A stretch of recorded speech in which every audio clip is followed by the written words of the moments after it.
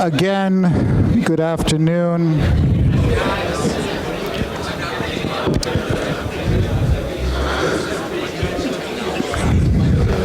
So for this afternoon, our program,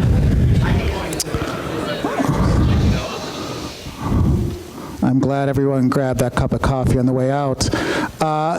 This afternoon, our program is we will have first a response from Dr. James Stroud, then we'll give Dr. Kennedy a moment to respond to Dr. Stroud, and then we have two open mics. Anyone in the room, especially our seminarians, are welcome to approach the mic and ask questions. The plan is for us to be done no later than 2:30. But before we begin, since somebody has trusted me with the mic, I'd like us to, and as Father Ziggy reminded us at Mass this morning, today is the memorial of St. Margaret Mary Alacoque, which is very appropriate for the Dehon Lecture. I'd like to say this was planned, but it was not.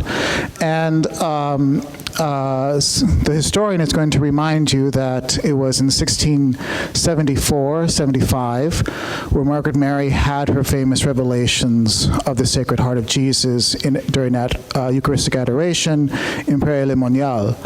I highlight this for a couple reasons. First of all, the Church was right now observing the 350th anniversary of these revelations. And as several SCJs have told me, that we anticipate from the Holy Father any day now an encyclical or at least a letter on the Sacred Heart. So keep your eyes peeled for that. The other thing is, if Dr. Kennedy would so kindly indulge me, a little response from Father Dehon himself to your paper. It's not fair. This is actually from Father Leo John Dehon's, one of his major works called The Social Catechism from 1898. And I thought we could begin our afternoon reflecting on this. Speaking to us of the admirable charity which has always stimulated the Church to sponsor works to alleviate all forms of poverty and suffering, the Holy Father, Leo XIII, in Rerum Novarum, adds, "The Church alone possesses this virtue, because it is derived only from the Sacred Heart of Jesus Christ." In this memorable encyclical, Leo XIII sums it up with these lines. This is Leo XIII. "We must expect salvation primarily from an abundant effusion of charity, that Christian charity which sums up the entire gospel and which, always ready to devote itself to the alleviation of one's neighbor's suffering, is a certain antidote against the arrogance of the century and the immoderate love of self." And here's Father Leo John Dehon. "But where can we expect to find that new and abundant effusion of charity, if not in the divine heart of Jesus? Is not that devotion a source of charity par excellence?" So that's Father Dehon's response to you. Take it for what it's worth. Accepted. So it's my pleasure to briefly introduce our respondent and a dear colleague, Dr. James Stroud. Dr. James Stroud is Associate Professor of Moral Theology here at Sacred Heart Seminary and School of Theology. He has been professor here since 2014. He holds a doctorate in Sacred Theology, in Moral Theology and Ethics from the Catholic University of America from 2012. He has authored several articles in the Journal of Moral Theology, and he is an ordinary member, which means an official member, of the Sacra Doctrina Project. Here at Sacred Heart, he has taught classes in biomedical ethics in our MDiv program, and then also fundamental moral theology, and especially Catholic social teaching for both our MA, lay MA, and our seminary and MDiv programs. I could think of no better respondent to Dr. Kennedy's lecture this morning. So without further ado, Dr. Stroud.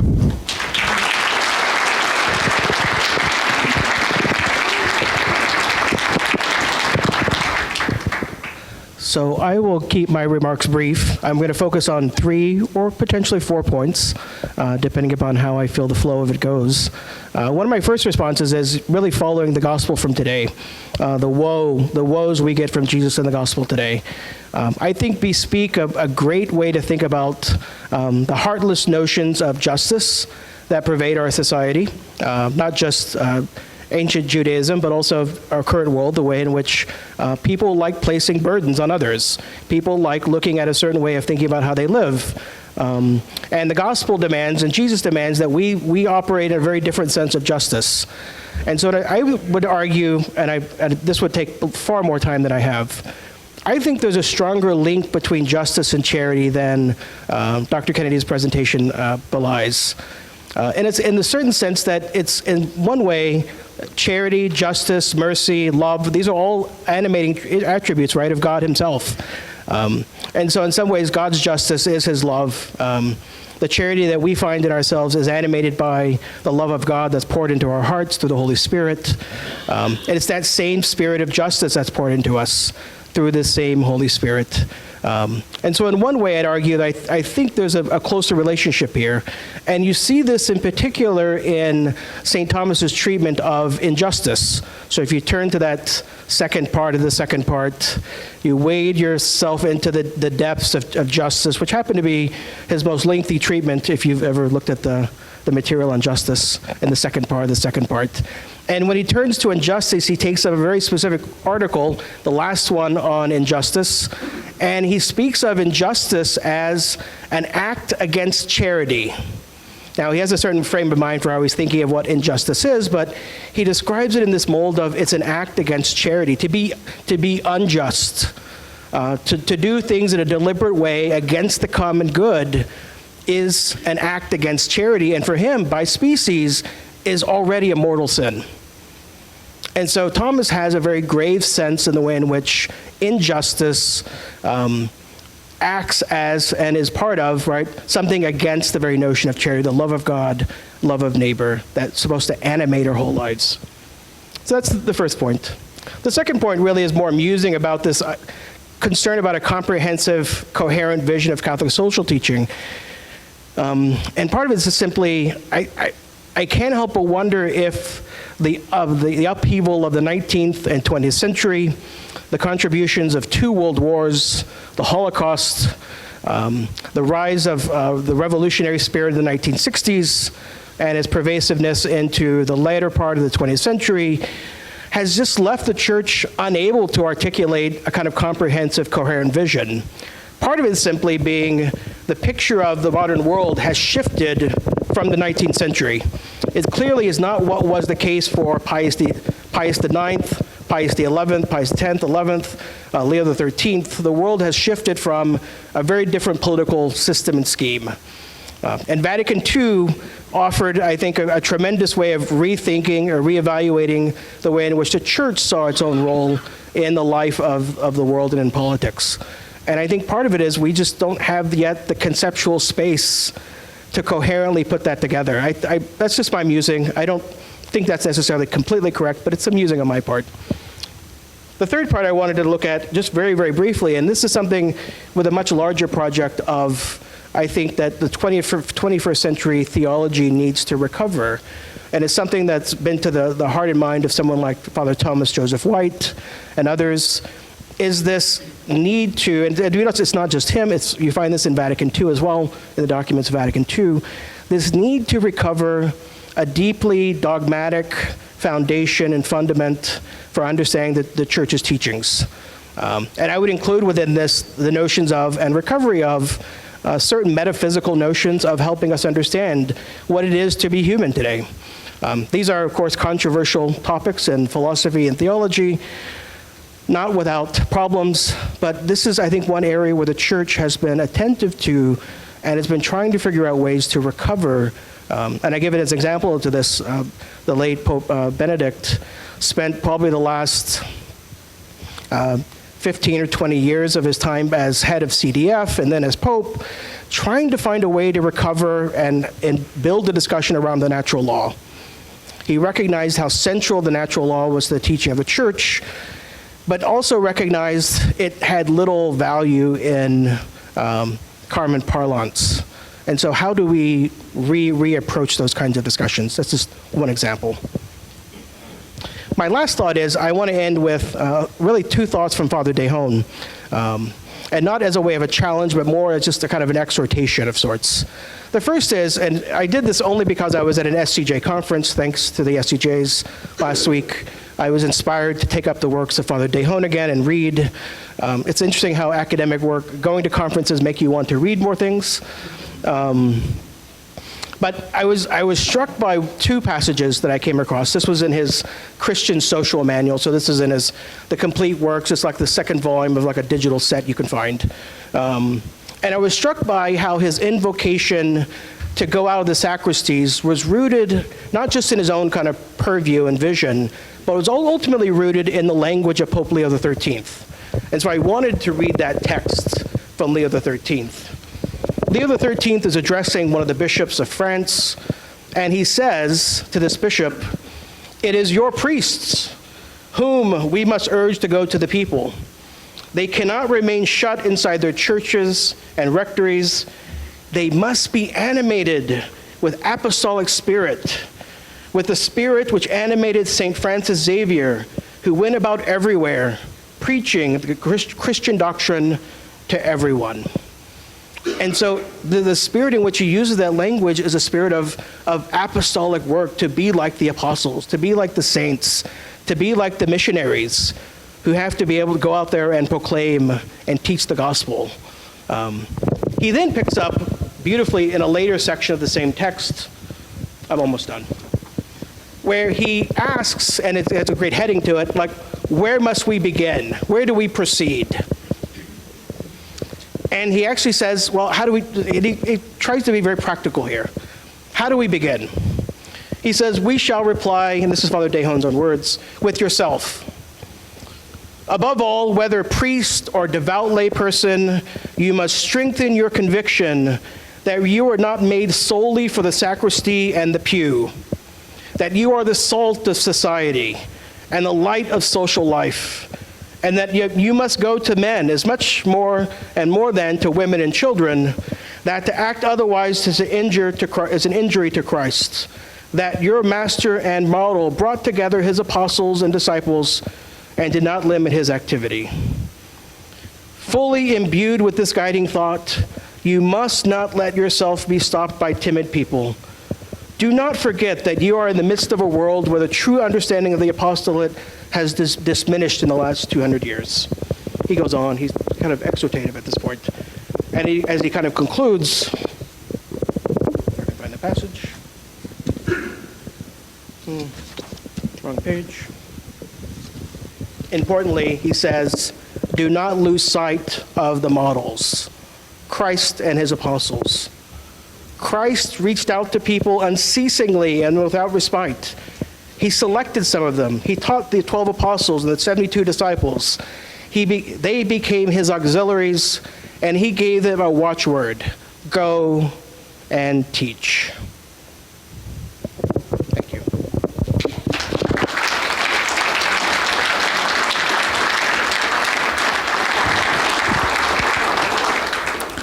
Dr. Kennedy?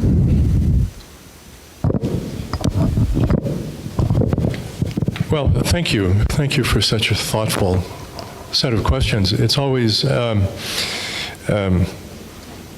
honor to a speaker for someone to pay attention. I always appreciate criticisms. I don't think these were really criticisms, but thoughts. But criticisms is the way we learn too. So that's helpful. So let me speak to these three.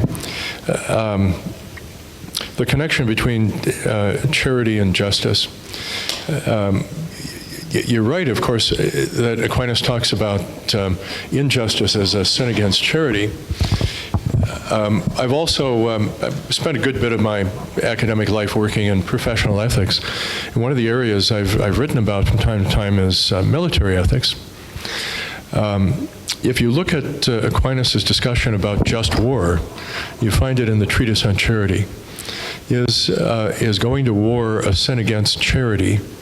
But of course, we understand the tradition to be the tradition of just war and unjust war and so on. And I wonder, I'm not sure about how we ought to think about the connection between justice and charity, and if we can make it stronger. I don't think it's a causal connection, whereas justice provokes charity or is a cause of charity. But I do think that charity is a complement to justice. They aim at some of the same ends. I think charity in some ways is better equipped to achieve those ends than justice is. You know, what's become fashionable, as you know very well, in modern philosophy is to speak about justice in terms of rights and duties. And the church has kind of long resisted that language. Not that the language is simply false, but the language can mislead us and tends to prompt us to think about ourselves as one person put it, just isolated bundles of rights jostling with other bundles of rights. So it tends to make us think of each other as individuals rather than as members of a community. And the Catholic tradition is so deeply communitarian that exaggerating the notion of rights and duties can act against that. So perhaps the connection is to be found and ought to be emphasized as complementarity. Rather than either or, but both and. But also noting that charity, properly speaking, is a gift. It's a supernatural virtue, not something that we acquire by doing a lot of heavy weightlifting or anything of that sort. It's something that we receive even though we don't deserve it, and need to nurture it and live with it.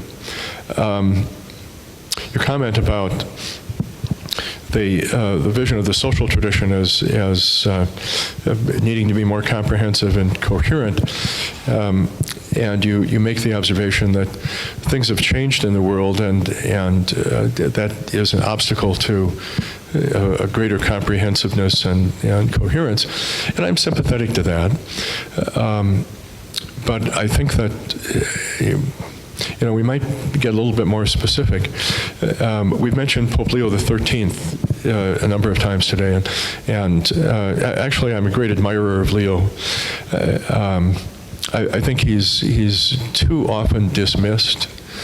You all know that Rerum Novarum was the first social encyclical. You know wrongly, because it wasn't. If you actually read Rerum Novarum and read the opening paragraphs, he alludes to the fact that he's written half a dozen social encyclicals already. He's writing to his brother bishops, and basically he says, I'm paraphrasing, I've been talking to you about political issues, about liberty, about a Christian state, about the responsibilities of Christian citizens, and so on. I think I've said everything I want to say about that. Now I want to turn my attention to something new, Rerum Novarum. Excuse me. But Leo's project at the end of the 19th century was to reconnect the church with the modern world. Now, you probably know that he was elected to succeed Pius IX, the longest-serving pope in history. And the cardinals had a plan, apparently.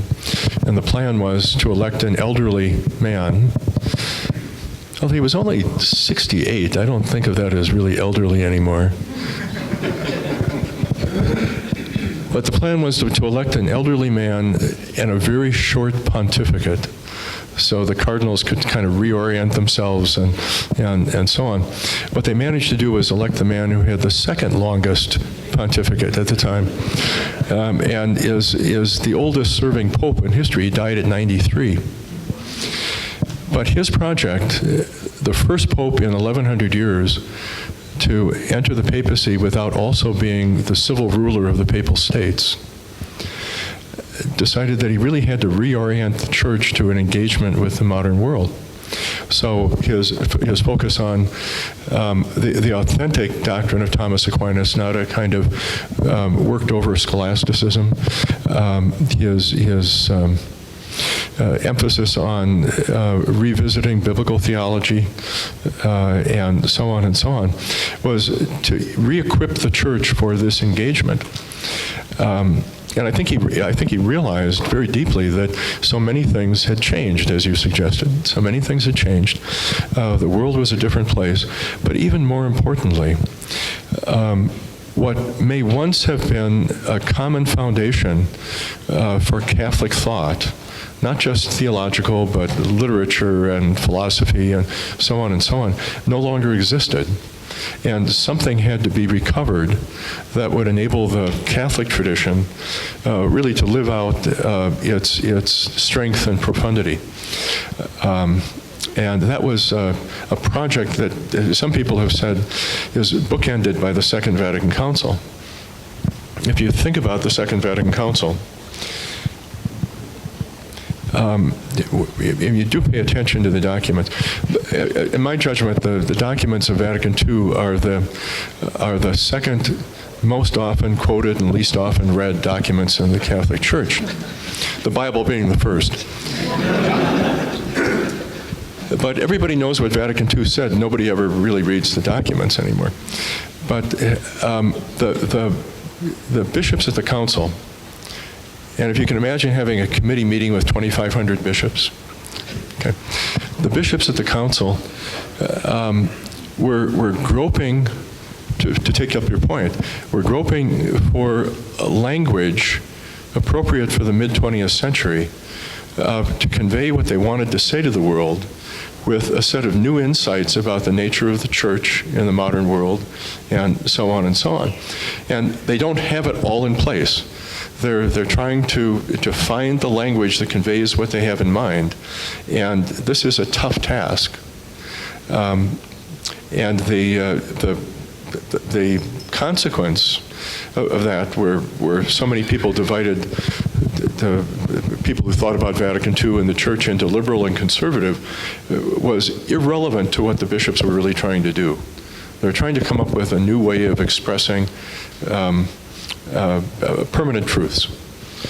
And I think there's still something there to be gained, but the notion of the status of the modern world being an obstacle to a greater coherence in the social tradition and connecting the pieces of the social tradition together, I think is true, and we're looking for some kind of recovery of a common language that we can use for all of this. We don't have it yet. We may once have had something like it a while ago, but we've long since lost that common language. Alistair McIntyre spent a good bit of his career lamenting that fact, after virtue and so on. But that also leads us to the third point about finding a foundation for understanding the church's teaching. Even if the church has a common language and a better way of articulating, and I think they made progress at Vatican II, it has to be received. And I don't mean in the sense of the church's doctrine isn't legitimate until it's received. You may be sending out a signal, but unless people are tuned to the right frequency, they're not going to be able to hear what you're saying. And that's a job that we still have to work at. And I think, especially over the last few decades, we have had some very painful and powerful reminders that to work at that means first being the appropriate kind of witness and model, and then having the appropriate language. If people don't trust you, it doesn't matter what you say. And I think the church needs to recover an element of trust. And it's also an element of confidence. Confidence and trust are related, that we really take it seriously, and we show that we take it seriously by our actions. And often those actions are actions of charity before they are something more abstract. So, excellent comments. Thank you. Thank you very much.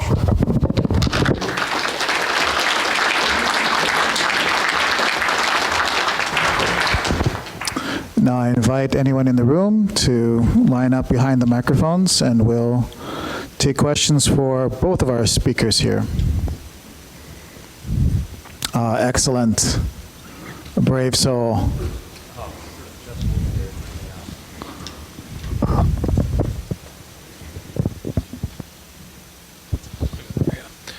Thank you very much. So my question stems from your response to the response.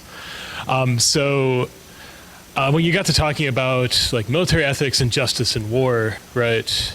How would one, so I'm potentially going to be a future military chaplain, but how would one, if we find ourselves in a unjust or uncharitable war, how do you spiritually enrich those who are still finding themselves fighting in this war?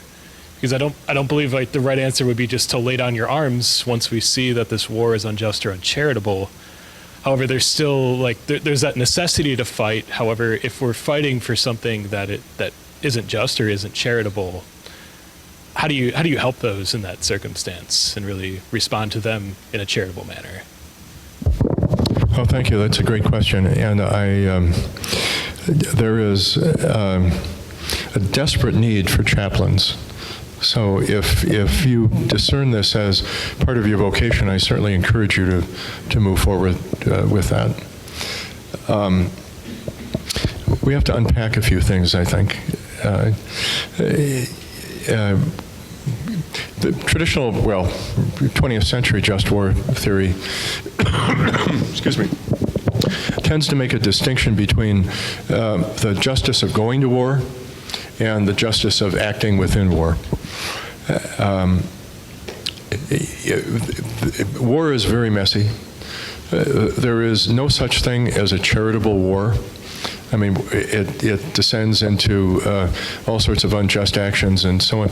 Augustine actually wrote about this in The City of God, and he said, so what's really the bad thing about war? And C.S. Lewis echoes this in the Screwtape Letters. Is it that people are killed? Well, he said it can't really be that abstractly because people are going to die anyway. But the really unjust thing is all the things that people do, the horrible things that they're prompted to do by being in war. So, part one, if a war is truly unjust, and it's not as easy to discern that as it might seem. If it's truly unjust, then perhaps you as a chaplain and perhaps serving members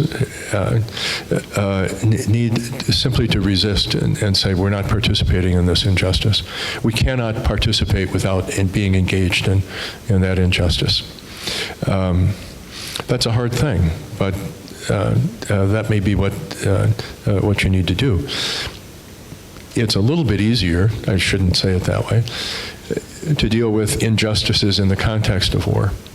So the use of certain kinds of weapons, certain strategies, certain things like that.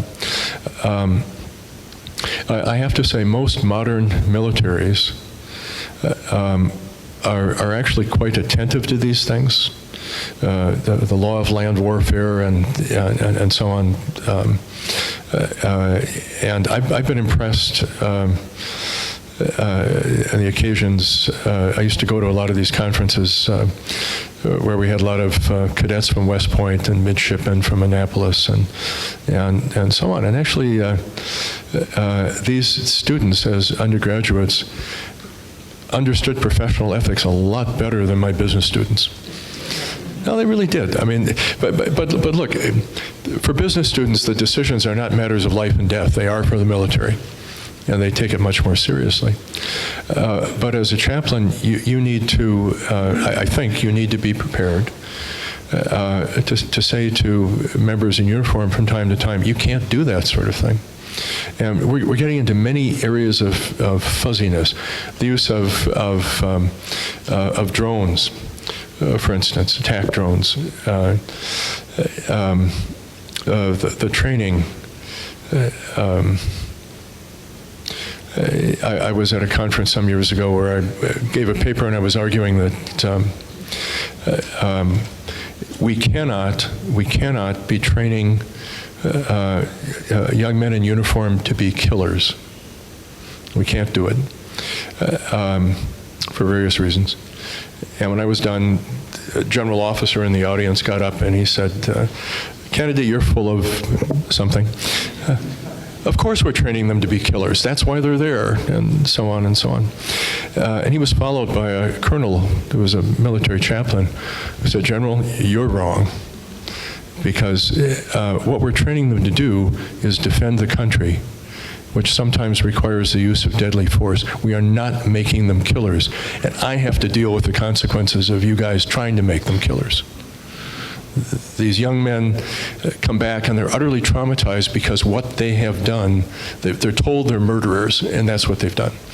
It isn't. You have to help them to understand that what they're doing is defending something that they love, and it's honorable, and they may have to do hard things, but that doesn't make them bad people. As a chaplain, you have to help them see the difference between the two, and that's not always easy. And you have to help them forgive themselves for what they've done and been told to do. So, God bless you. Thank you. Excellent question. Next. We have seen lately, at least in collective perception, that there's a split between a focus on works of mercy and social justice and doctrinal orthodoxy. Where do you see this split coming from, and how do we heal that rupture? Okay, let me, don't go away. Let me, tell me a little bit more about this split. Maybe give you an example of the division between social justice and mercy on the one hand and doctrinal orthodoxy on the other. Yeah. I think of parish communities where there's a great interest in, let's say, immigration reform. But when it comes to, say, the church's teaching on the use of contraception, they're wary of that teaching. And then you see perhaps the opposite in a different type of parish, where there's a deep interest in the preaching of the church's orthodox doctrine. Yeah. But social justice work seems to be lacking. Yeah. Yeah, no, I understand. That's a great question, and it really goes to what I was saying before about, that quotation from Clodovis Boff about people think of the church's social teaching as a box of spare parts, and that there's no connection. There are some prominent American writers over the last several decades in the social tradition who have made it quite explicit that they reject the church's teaching on sexuality. Contraception, same-sex relationships, marriage, all sorts of things. But it seems to me, you tell me if this addresses your question, it seems to me that they don't have a consistent and coherent vision of the human person that explains why work for justice and charity in the society and our understanding of sexuality, marriage, and so on are actually grounded in the same thing. So that, to speak to what Dr. Stroud said earlier, some of these people back in the 60s and 70s and even the 80s in a number of religious communities were not sent off to study at Catholic U or kind of regular places to do doctoral degrees so they could come back and teach. They went to Yale and they went to any number of schools like that, Ivy League schools, Berkeley, so on and so on. And they came back not with a real understanding of the Catholic tradition. They came back with an understanding of contemporary ways of thinking about these issues that see no connection between issues about justice and charity and the nature of the human person. So it seems to me that the answer is we have to connect that up again. And the challenge for people working in this area is to show how foundational an anthropology is and how it plays out in all of these different dimensions so that we do see the connections, it seems to me. Does that help? Yeah, very much so. Thank you.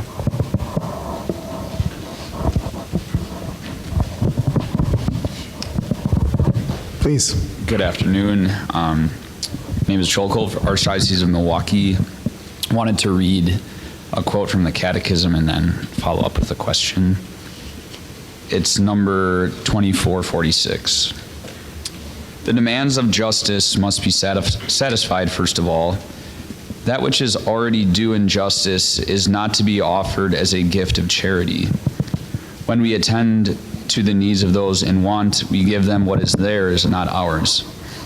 More than performing works of mercy, we are paying a debt of justice. And the article that I read this from also notes that Gregory the Great situates gifts to the poor as a matter of justice, not charity, which finds resonance in the Catechism as well. So in light of that, my question is some of this implementation or continued thinking of Catholic social thought really that complicated, or is it rather that we maybe just don't want to do the straightforward things that the demands of justice dictate? For example, it seems that for your average American who is Catholic, if we're to take this and similar ideas seriously, it would mean that I should spend less money on myself and more on my neighbors in need, and that it would include my time as well. So if you could offer a comment on maybe both what I read and then what I thought, because it seems to me that we might be overcomplicating some of these implementations some of the time. Okay. Well, good set of questions. The sentiment that you read about really goes back to the very early church. We see that sort of thing in Ambrose in the 4th century and so on. Suggestion that those who are comfortable, or at least those who have wealth, have it because it's been stolen from the poor, and there's a fundamental injustice there. I think we need to think about the situation we find ourselves in. There are always injustices. We've established that. That can't be avoided. In a sinful population, there are always injustices. Excuse me. You so upset me with the question. But do think about, in modern, generally modern Western societies, about how much we actually do in an organized fashion to address the needs of those who are suffering. We have a vast welfare network that simply wasn't available in the 19th century, for instance, and so on and so on. We have new sorts of problems, which include, and I want to be careful about this, but include people who take advantage of those systems when perhaps they don't have the same need and so on as others. People who defraud the systems. I'm not suggesting that's an overwhelming problem, but it is a problem, and it wasn't a problem in the 19th century. So be cautious about seeing the challenges that we face as always challenges of justice. Sometimes I really do believe they are challenges of charity that don't obligate us in the way that justice challenges do. So I think I've lost track of your something. I think that's about right. Do you mind if I ask a follow-up? It seems that, because I do agree and follow what you're saying, that maybe the answer to refer to a question asked before the Angelus would be to remind ourselves of justice as a virtue of the soul, and it mediated through those structures is going to lack the interpersonal element. Certainly. So the injunction might be acts of justice, not through my taxes or not through, the latest 501 C3 organization, but quite literally me to another person. Yes. Seems that it might militate against some of these abuses through these structures. No, I agree. Well. It's. Let me give you a bad analogy. I'm full of bad analogies. Sure. Here's one. We all ought to get some exercise. And we don't address that need by saying, well, look, I subscribe to ESPN, and I watch people playing sports, and I buy some weightlifting equipment that I really don't have time to use. What more do I need to do? And the answer is, you're missing the point. If you are a Christian disciple, you really ought to be inspired and motivated by the virtue of charity. And if you find that you're not, maybe you need to work on that and identify ways, even in small ways, that you can nourish that virtue. I've told parishes, I'm not going to go on here, but I've told parishes,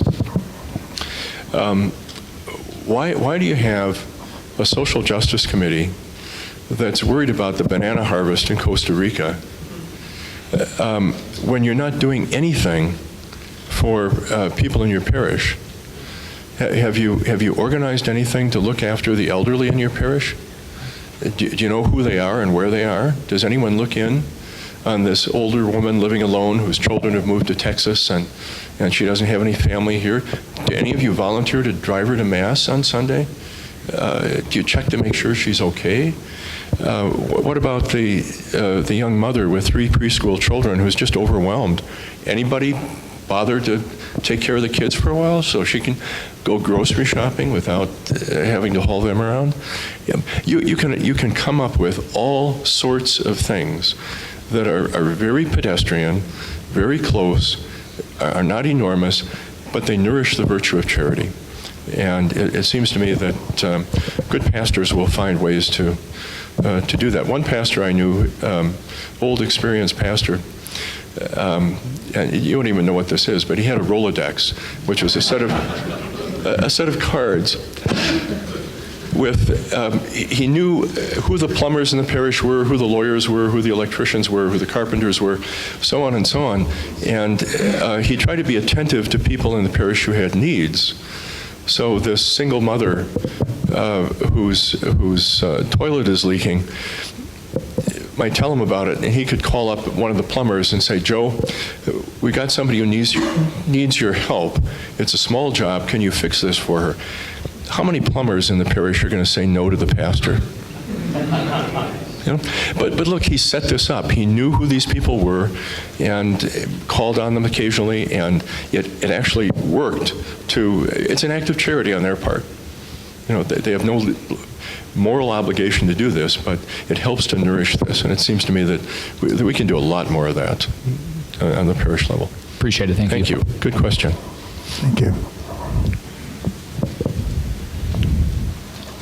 So you mentioned in your initial comments that there's always going to be, or rather that we would never be able to achieve perfect justice in the city of man, and I believe in your most recent response you mentioned also there's always going to be some injustices.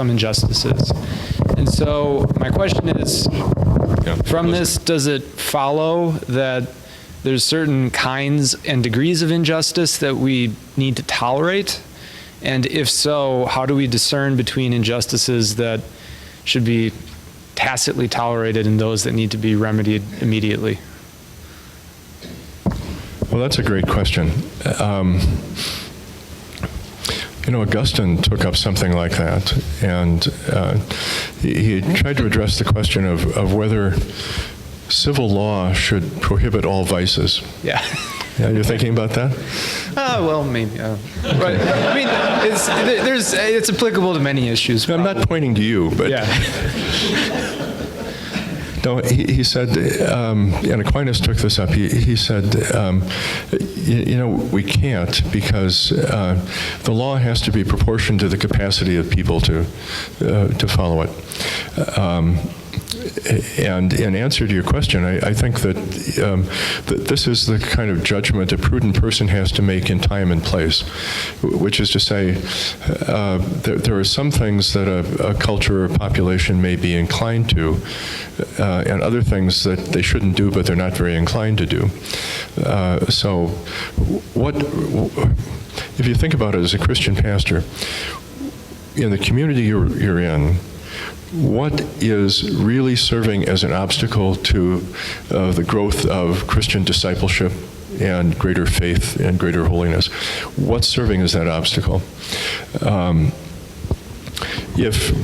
Which isn't the case these days, if pornography is rarely a problem, maybe you don't spend a lot of attention to that, even though it's a bad thing.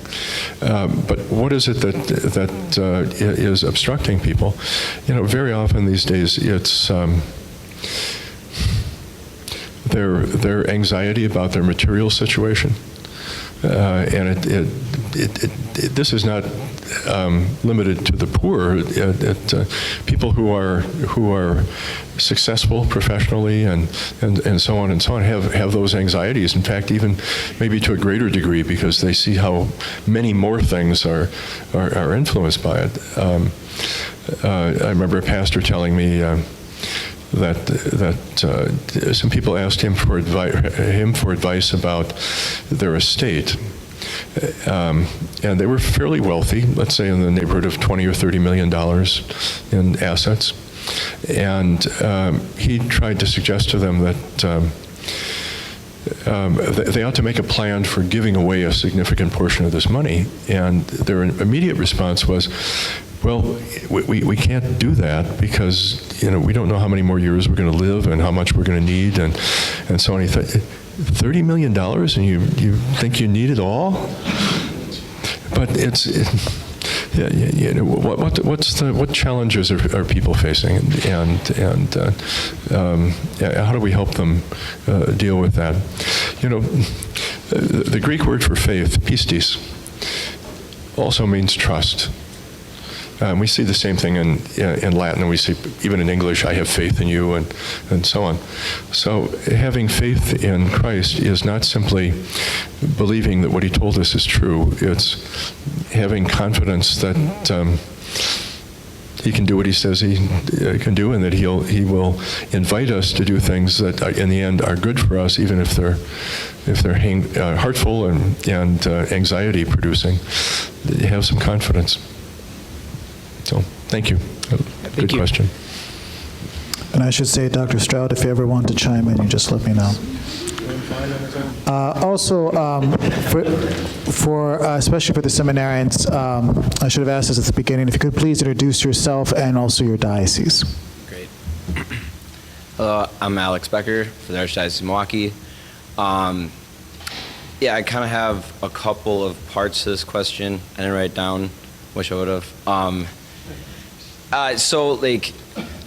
It seems like, so you mentioned the natural law, and we would say that the at least the 4 through 10 of the Decalogue are kind of like written on the heart, and yet a big ask of God and the Jewish people is to take care of the widow, the orphan, the foreigner, the stranger. And so you would wonder, when you're asked to do something, it would mean maybe it's because it doesn't either it's not natural to us, or it's not where we need to be prompted to do it. And then Christ himself then comes and says, there are only two that you need to follow by, right? Love our Lord your God, and then love your neighbor as yourself. And so I guess then coming to the modern idea of social justice, have we maybe lost a little bit of this, and is this a completely Christian idea? And has the world tried to kind of say, like, no, this is a part of who we are as humans? Am I being maybe a little bit pessimistic in the sense of thinking that we're just completely selfish and that we don't want to do any good for others? But I guess it just comes down to, I feel like when you take Christ out of the picture, it doesn't seem like we're going to be very socially just. Well, another interesting set of questions. Thank you. Let's take up the widow, the orphan, and the stranger first. I think the context there is that Yahweh offers a covenant to the people of Israel. And by the way, you do remember, it goes without saying, I suppose, it's always Yahweh's initiative. Yeah. Yahweh offers a covenant to the people of Israel. It says, I have brought you out of bondage in Egypt, and now I'm offering you a covenant.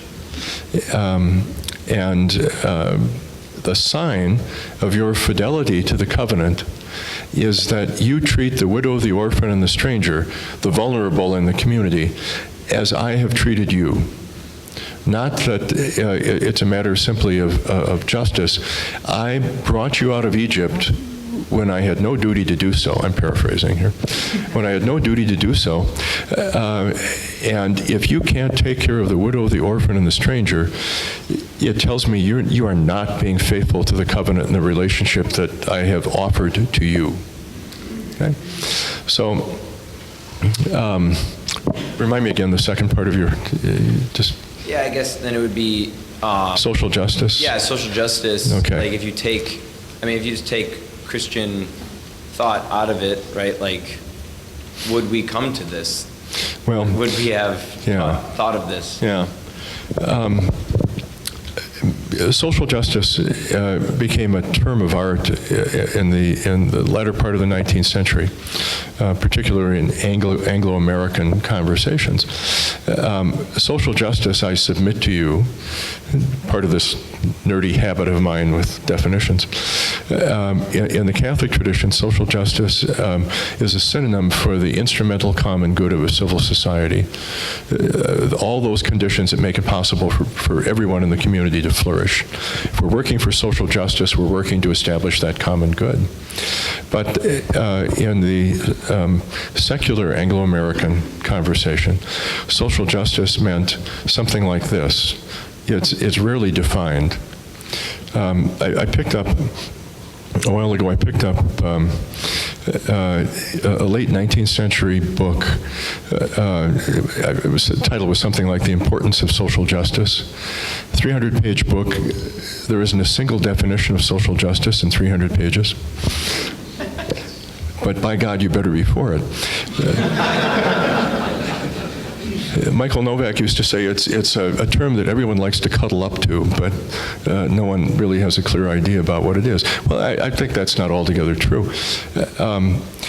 Social justice, I think, meant in that earlier expression, it meant creating a situation in society where everyone actually has everything they need in order to pursue their own life projects. So that if you want to be a poet, you have everything you need in order to be a poet, and so on and so on. It's actually a very different way of looking at it. So if we understand ourselves as social beings and recognize the communitarian notion of the Catholic Church, then it is not only entirely rational, but very sensible for us as individuals to pursue the common good, as I've explained it, because it benefits us, it benefits all of us, benefits our children and our families and so on. But if social justice is distributing resources to whoever wants them, we have a different picture. And now we're more rights-based, we're more isolated from one another. Am I getting my share? Are you taking my share? Things like this. So does that make a little bit of sense? Yeah. So understand the common good as something that really is necessary for and benefits all of us. And it's very rational to pursue that common good. It's not necessarily so rational to pursue a leveling of resources and so on. So thank you for your question. I'd only add one further point. This is, I think, why John Paul II talked about the virtue of solidarity, right? This was a way for him to try to think about how do we bring a greater sense of notion of that it's not this unruliness that kind of is situated outside of the Christian notion of communal life, but rather we're ultimately by being socially justice oriented, building solidarity amongst ourselves, because we're all called, right? We all belong to the family of God, and so he was trying to emphasize that point as a way to kind of bring the term closer in a way to the tradition.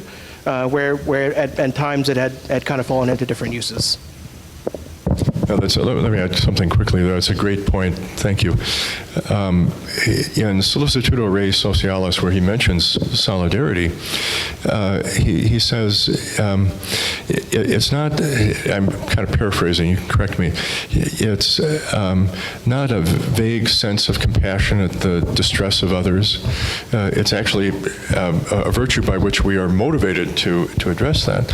Years ago at my university, right about this time of the year, it was fashionable for students to camp out on campus one night in solidarity with the homeless.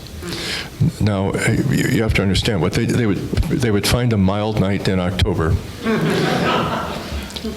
They would camp out outside of the building where the cafeteria and the vending machines and the restrooms were located.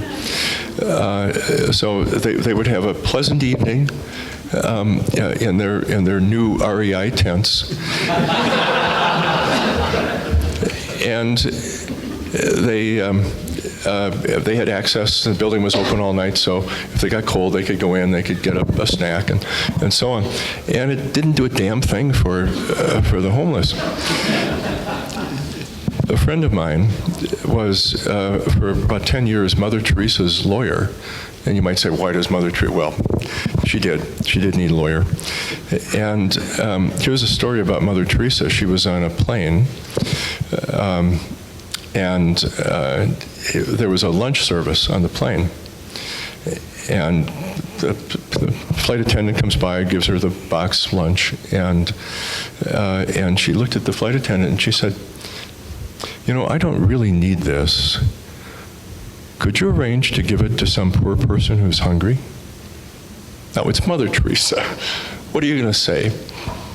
And so the flight attendant said, "Well, all right, I'll do what I can." And then she turned to the guy next to her and said, "Are you going to eat that?"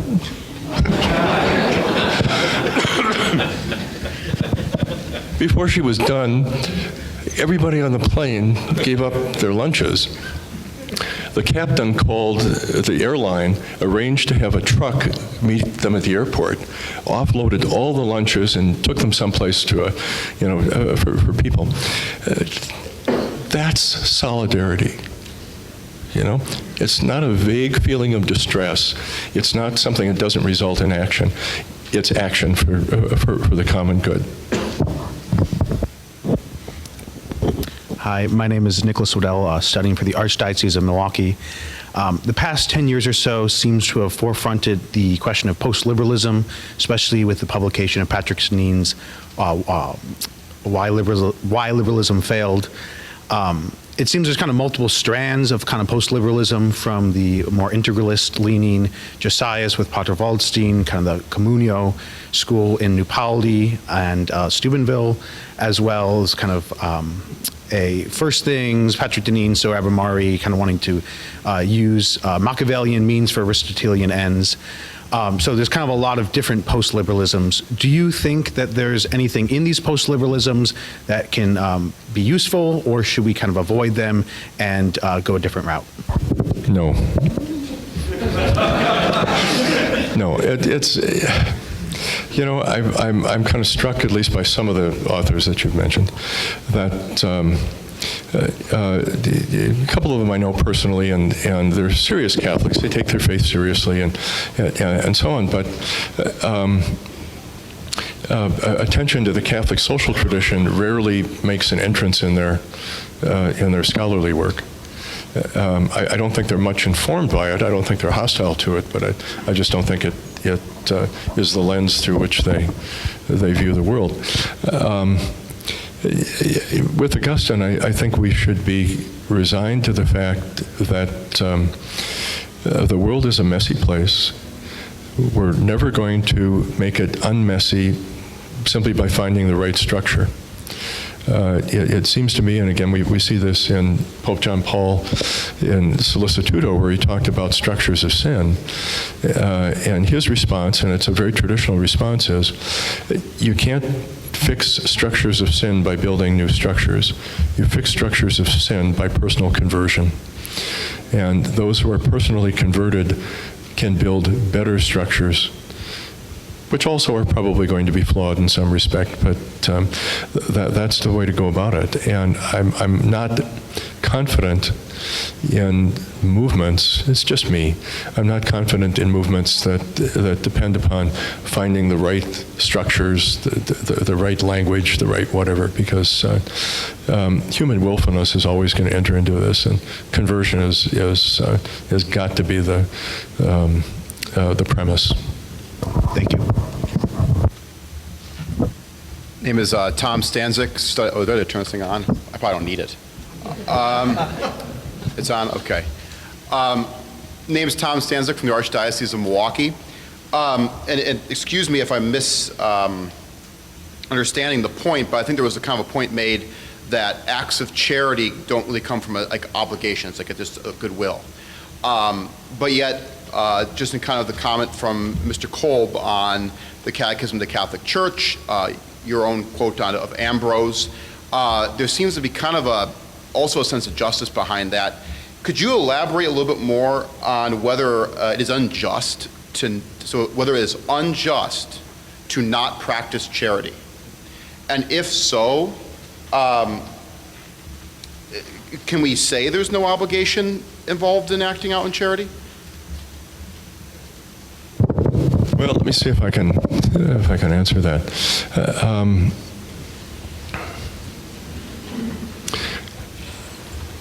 I don't think it is unjust not to act out of charity.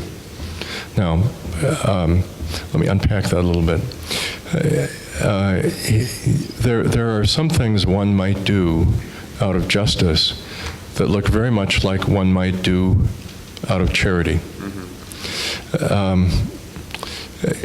But justice always assumes an obligation, the debitum, a debt, and you are, as we've said several times today, you are giving to someone what that person deserves to have, what belongs to that person. In fact, in the early church, the understanding of the economy, the nature of the economy was very different, much more simple in many respects.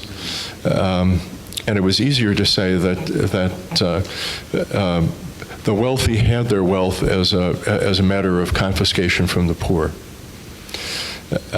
So, if that's the case, giving something to the poor really is an act of reparation. It's an act of justice. I would prefer to say, let's just fast forward to the modern world. There are many problems that may have begun as an act of injustice, but perhaps you can do something about them even though you don't participate in that injustice, but you are motivated out of charity, out of love for the other as an image of God. The other may not have a claim on you at that moment for that particular act, but it is a good thing to do. Now, Jesus tells us the parable about the Good Samaritan. The Samaritan has no duty to help this poor man who's been robbed. And in fact, if you remember your history, the Jews regarded the Samaritans as actually bad people. So Jesus using that example, here's someone you dislike, and look what he's doing. It's much better than the priest and the Levite. Is it unjust not to be charitable? If you are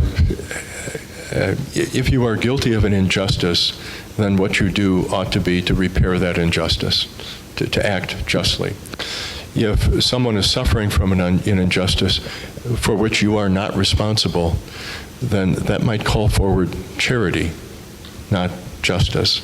And I'm suggesting that it's not an obligation, it's a freedom. And if you really, really possess the virtue of charity, even a little bit, you're motivated to relieve that distress because of who that person is, not because you're somehow complicit in his harm.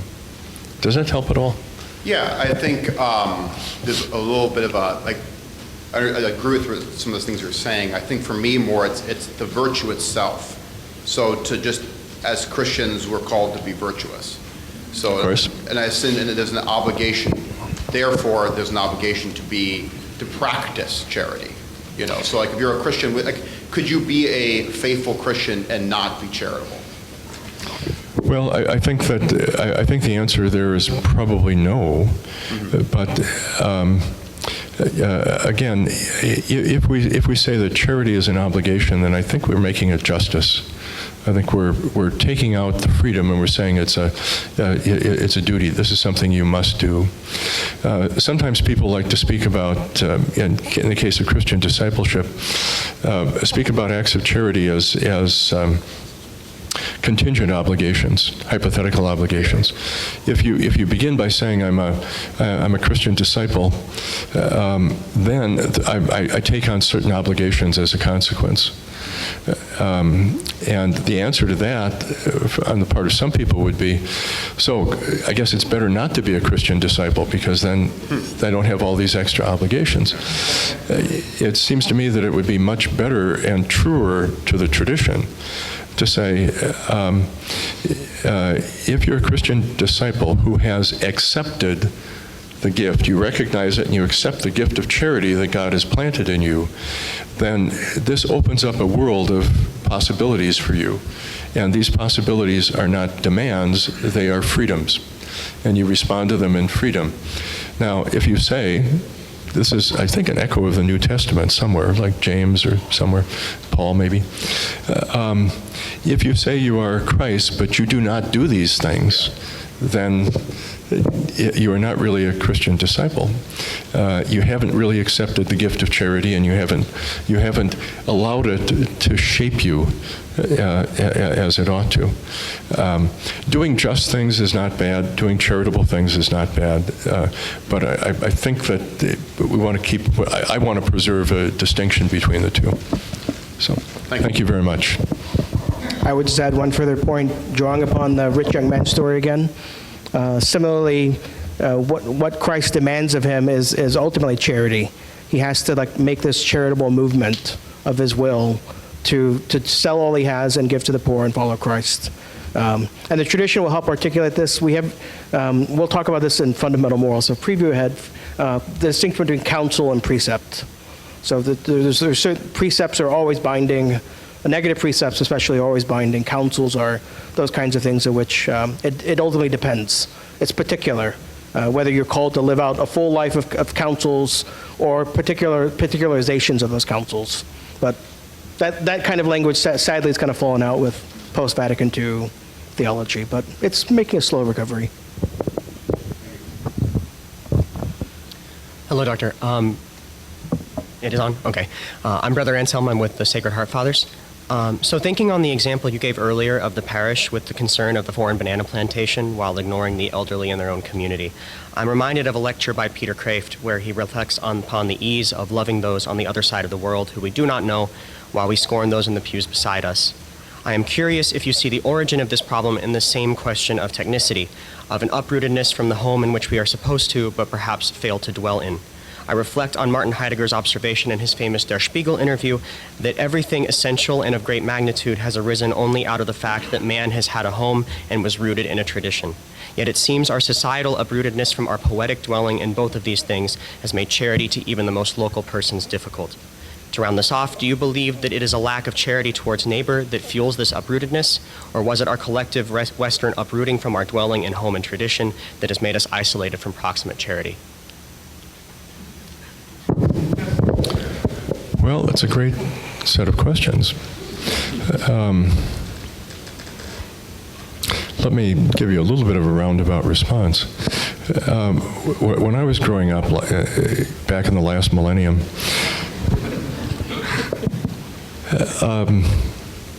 There was such a thing as a neighborhood, and I'm sure that's true in Milwaukee and many other cities.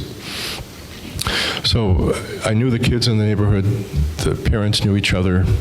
Nobody had to organize block parties for people to get to know one another. Well, right? I mean, this happens these days. Now, and I ask my students this question, they all get it.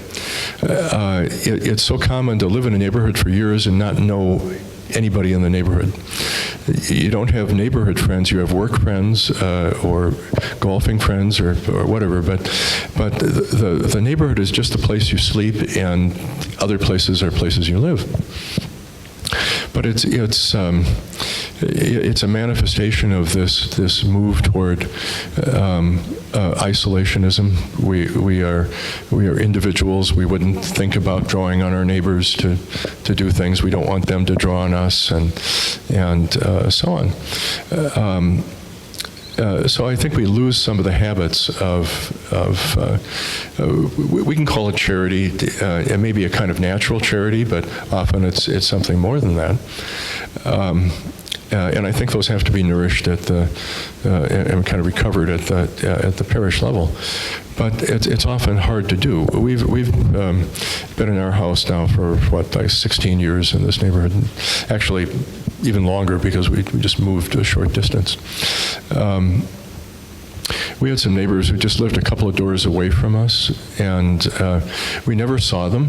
I mean, they were never out in their yard, and so on. And one day, we've probably been there for 10 years. I was walking down the alley, and they happened to have their garage door open, and they were doing something in the garage. And I don't think I'd ever seen these people before. And I stopped and I said, "Hi, I'm Bob Kennedy. I just live 2 doors away from you, and I don't think we've ever met, but I just thought I'd take this opportunity to say hello and introduce myself." And they looked at me like I was from the Jehovah's Witnesses or something. And they said, "Oh yeah, okay, good, yeah, nice to know you." Well, that's just not the way things ought to be.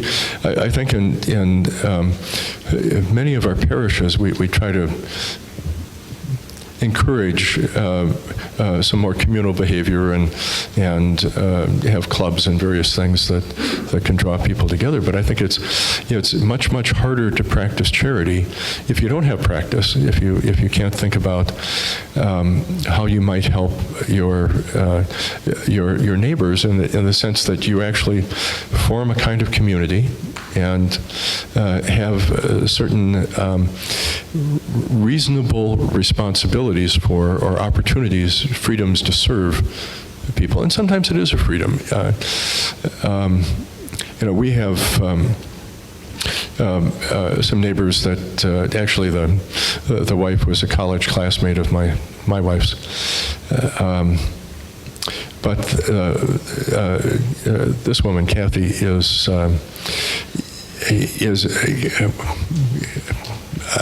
don't tell her I said this. She's a very generous busybody, which is to say she knows lots of people and so on and so on. And she might be talking to my wife, and my wife might say something like, "Oh, we're going to be babysitting one of the grandchildren," and Kathy would say, "Well, do you need a playpen? We've got a playpen." One of our daughters was ill a while back, and Kathy said, "Do you need a wheelchair? We've got a wheelchair." But this is a good thing, isn't it? But she's also, in a sense, kind of invading. But we would have taken that to be absolutely natural and a lovely kind of act. And now we don't quite know how to deal with it. So again, I think pastors can do a great deal to help recover those kind of basic instincts and help us get over the discomfort we feel in doing that. If we can do that, we can begin to think about other things that may be larger. Thank you. This is a little controversial question. It's about the situation that happens in Venezuela with the dictatorship, that just a little background, 26 years of dictatorship. And the church, especially priests, and like isolated, they were being like a prophetic voice, going against the injustice of that dictatorship. So last year, the government tells the Conference of Catholic Bishops, you shut up your priests, tell them not to say anything, and you'll be okay. So they decided to go that way. So what do you think of that instance of the church when we are called to be a prophetic voice, and all of a sudden you find that now officially we are not supposed to say anything? Father, could you introduce yourself? Oh, I'm sorry. Angel Anaya, I'm a formator here at Sacred Heart School of Theology. Thank you. Thank you. I think I'd very much like to hear what Dr. Stroud has to say about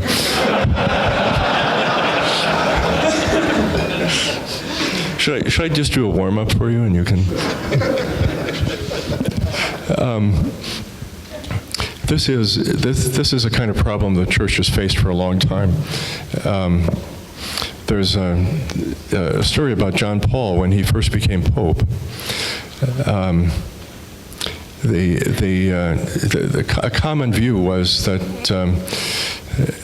he's been isolated in Poland for so long. He doesn't really understand the way the world works.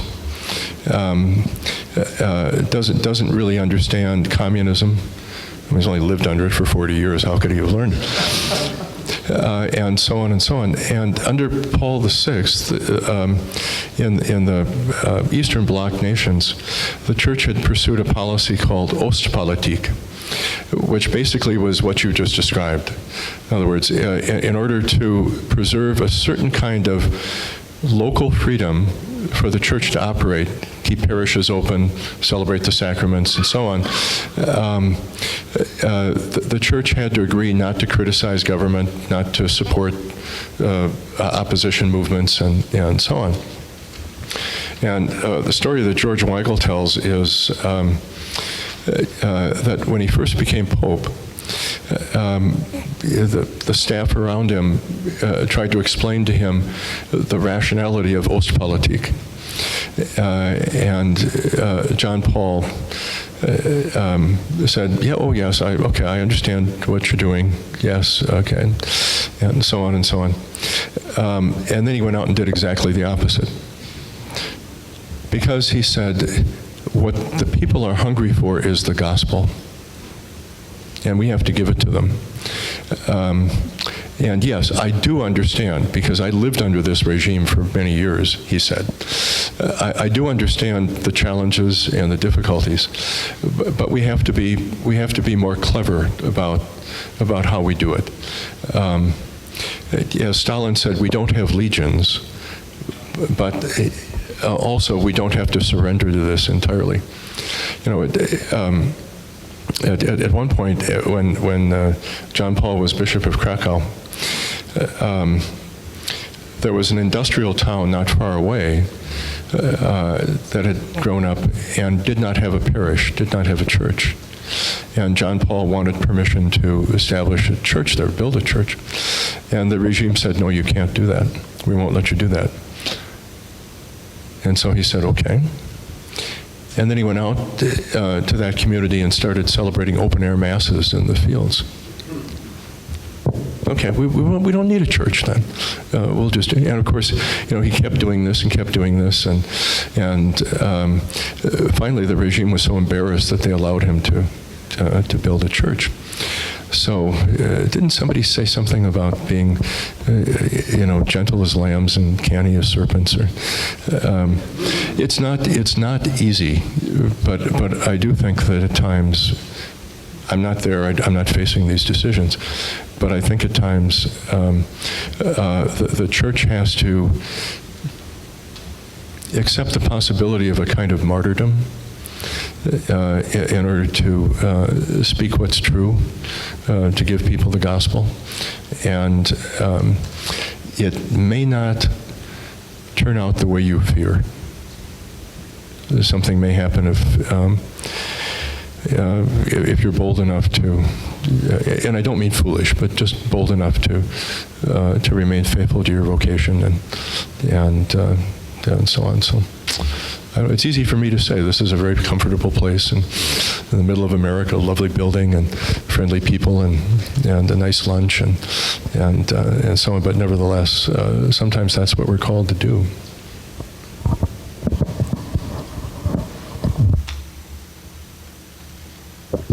Don't really have tons to add, but other than this is ultimately the deep wisdom that comes about through, I think,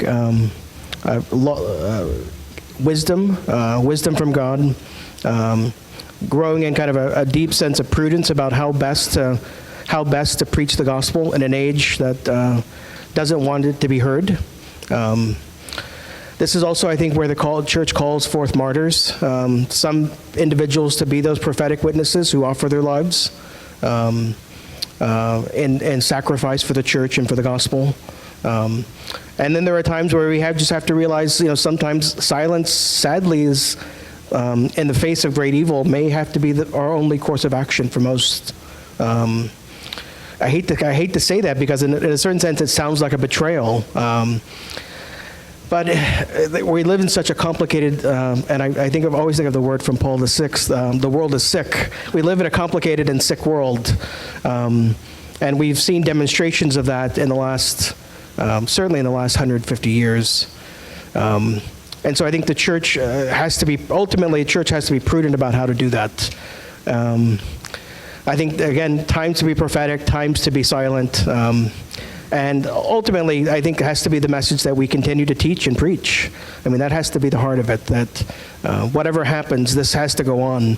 Even as it did in Poland, subversively, right? This is how John Paul II nurtured his own vocation in a secret seminary, supposedly working in salt mines, but as one story told me, that he actually didn't do much work in the salt mines. People often covered for him, so he could do his studying. That was what one person had told me.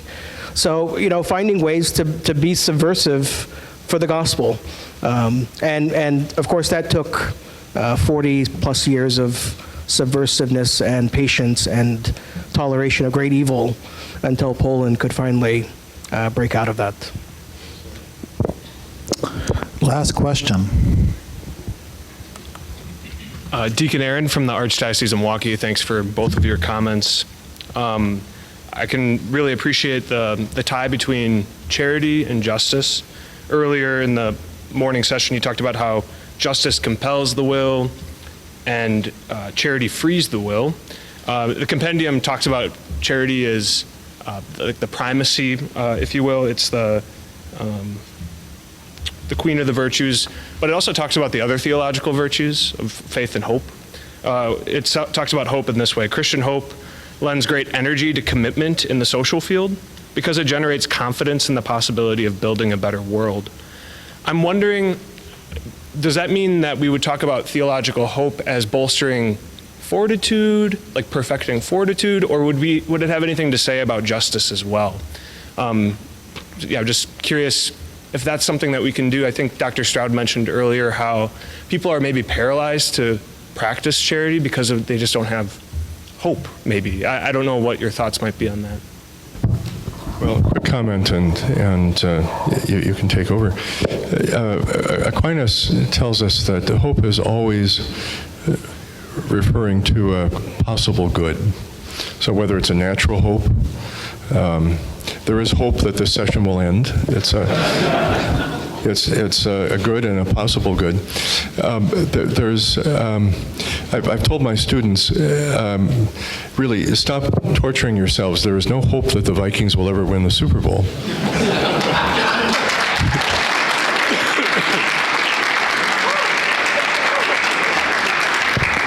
Don't be so happy you're not going to see the Packers there either.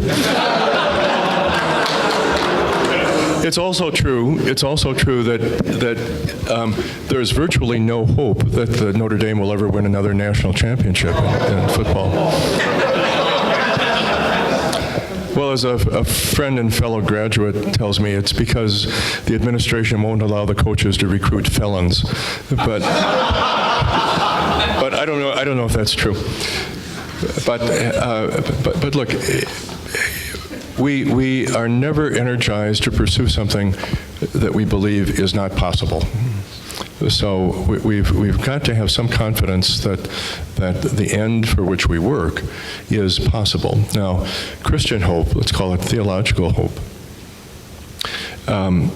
it tells us that something that we wish to see but know is not possible for us is yet possible for God.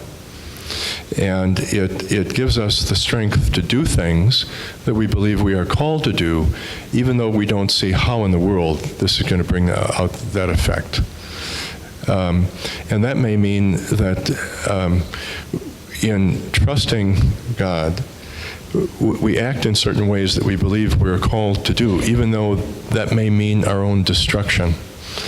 So the martyrs that Dr. Stroud was talking about a moment ago, who went to their deaths, believed that there was some object to that some good was coming from that, even though it was not a good that they would live to see. And that, in fact, the good that they were achieving by making that sacrifice was not, in some sense, a good that they would lose. They would gain something from it. They had hope for that as well. That union with Christ, to share in God's life and so on, I really have hope for that. If you don't, really do think about what it would mean not to have any hope. Dante, the Inferno, abandon all hope. That is just about the worst thing you can imagine. That, my students still think in some possible future the Vikings will get it together, and they've started to say, this year, this is the year they're going to, and I've said, I've been down this path before, guys. It's not going to happen. But to give up hope is really an awful thing. If you wanted to be an astronaut when you were 7 years old and you had to give that up, okay, there are other alternatives. But to give up hope in something that is absolutely essential is awful. The theological virtue of hope allows us to believe in a good that is possible beyond this world. And yes, does it strengthen fortitude? Well, if by fortitude we understand a willingness to endure discomfort for the sake of a good, yes, absolutely it does. It strengthens justice because we can believe that by acting justly, even if we don't see the connection, good will come of the just act. So, great question. Thanks. Please. You're good? So, sure. Okay. So as I invite Father Ziggy to come up one last time for concluding remarks, please let us thank both of our speakers.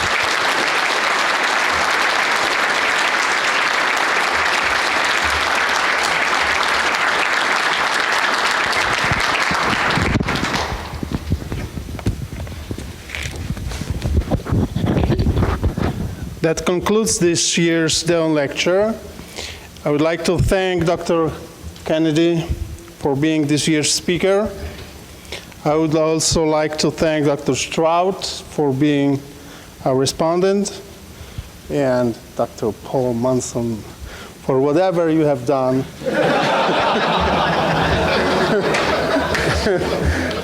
That the hope for this year's Dehon Lecture became reality.